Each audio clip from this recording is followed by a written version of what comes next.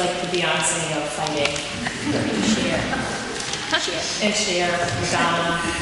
She's amazing. Kevin is a reproductive justice activist and organizer, currently working with the SEAL Legal Team, a group of legal advocates working to transform the law and build a future where everyone can access care that meets their needs and upholds their dignity. She has used both advocacy and grassroots organizing as tools to realize reproductive justice. She has worked with legal advocates to oppose punishment and surveillance of marginalized pregnant and parenting people, and sees organizing as a powerful tool to increase access to abortion and oppose state violence in her communities, as experienced through policing and mass incarceration. Her parents are her favorite Black feminists, and she dreams of one day supporting Black and brown folks as a birth doula. Please welcome Kevin.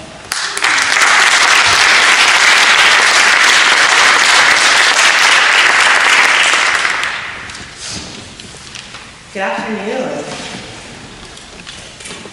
So I'm really thankful to be here today. I am not from Rhode Island. I'm actually from South Carolina, and I am based in Harlem, New York. I'm still sitting with Tina's words about the importance of language, and it's calling to mind Audre Lorde's words about how as we speak the truth to each other, it becomes undeniable to ourselves. I'm also a firm believer that there is a conversation that only these people in this room, in this place at this time can have. And I feel really grateful to be here for this conversation today.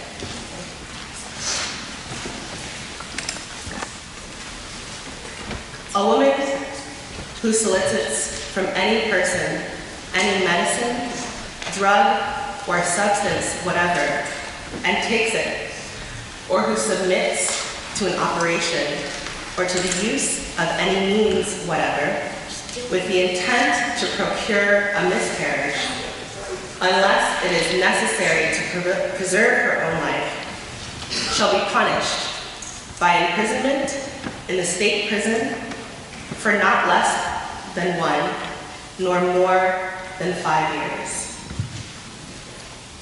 That's an Arizona state law. So I work with a group of legal advocates, organizers and activists, and we're called the SEAL Legal Team, where SEA stands for self-induced abortion. And when I start to speak about self-managed abortion, I like to start with the definition because folks bring so many different experiences, assumptions, expectations to that term. So when I say self-managed abortion, I'm not talking about a back alley abortion. A self-managed abortion occurs most commonly in the home, in safety and in privacy, often with the help of a caregiver, a friend, a family member, or a loved one, or some combination of those modes, and often with a combination of methods. Can folks hear me okay? Okay. So clinical abortion care has been hard fought. And it's right for so many people, but it has never been and never will be our only way. The statute that I read you is one that explicitly bans self-induced abortion. It's one of the laws that Roe struck down. It's one of the laws that the court acknowledges as a fundamental right when we're deciding whether or not to carry a pregnancy to term. But we know that since Roe, there have been at least 20 arrests or investigations in 19 different states for suspected self-managed abortion. There are laws that don't explicitly criminalize self-managed abortion, but fetal harm. And fetal harm laws are intended to protect pregnant people, but in virtually every state with a fetal harm law, prosecutors have attempted to use these laws to punish women and pregnant people for the outcomes of their pregnancies. They have radically expanded these fetal protection laws to impose criminal liability. So, at the risk of exposing myself, I'm a young person. I was born in 1992. And this is a scary and exhausting political time.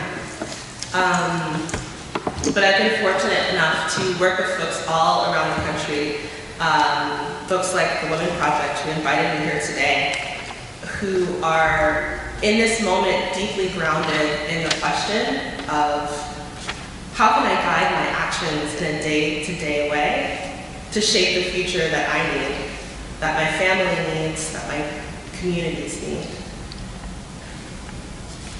We can get these bad laws off of the books.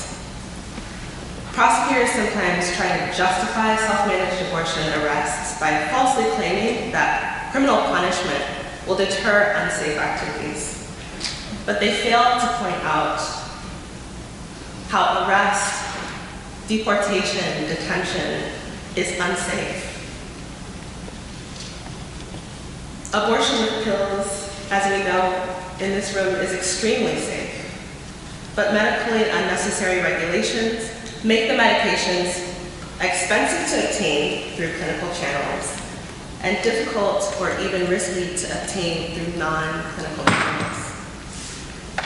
Increasing access to abortion pills and accurate information about how to use them, including the World Health Organization's protocols, can improve health outcomes from self-managed abortion and reduce barriers for folks who are living in rural areas, for folks who are immigrants who lack insurance, who are cash poor, for people for whom clinic-based care is either inaccessible or just preferred. We know that pregnant people cannot access safe and supported abortion care when they're afraid of being reported or punished. We know threatening women with jail for ending their own pregnancies may scare some from getting the care that they need when they need it. If someone has decided to self-manage their abortion, they need to have accurate information and to be able to seek medical care if they need it without fear of arrest. And the lawmakers who truly care about the dignity and safety of women and pregnant people would work to promote policies to protect their rights and avoid the devastating effects of arrest and criminalization and incarceration. So the Supreme Court decision, Roe v. Wade, at its core is about decriminalization and the recognition that criminalizing healthcare endangers and degrades people. When we think about the future that we're facing, I see it as an opportunity to imagine beyond Roe and its promise of reproductive freedom for all. I have a brilliant colleague, her name is Farah, and she is a reproductive justice attorney. She's been learning for a while. And the way that she breaks it down is that criminalization persists where we get sucked into the rabbit holes of abortion jurisprudence and undue burdens and fail to step back and look at the bigger picture. That something that is a fundamental human right cannot be a crime. Even as the power of Roe dissipates, if we work hard at it, we can build a future that does not mirror a pre-Roe past.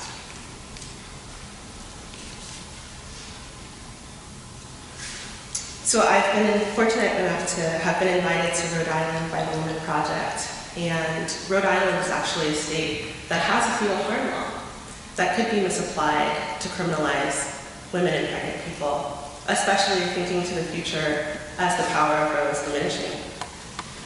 And as we're really fighting hard for reproductive health and rights and justice, we must reckon with the fact that within the criminal justice system, women and femmes, transgender and gender nonconforming folks are criminalized more for who they are assumed to be than from what actions they do or do not take. Especially folks who are made poor, who are young, who experience marginalization as Black people and people of color. Women and pregnant people are not fundamentally weak or vulnerable. We're made vulnerable by bad laws and policies that would criminalize us for taking care of ourselves and each other in our own reproductive decisions. We can repeal bad laws that unnecessarily put people carrying untimely and unwanted pregnancies in danger by restricting access to self-managed abortion. So in about a week from now, my information isn't necessarily, my information, our handle isn't in the feed, for sure. But I'm working with the SIA Legal Team again. We're at SIA Legal Team. We're sialegalteam.org. And a week from today, we're launching a legal helpline for folks who fear arrest or have been questioned by the police and are seeking more information about what their rights are and seeking legal information about self-managed abortion. So we're at SIA Legal Team.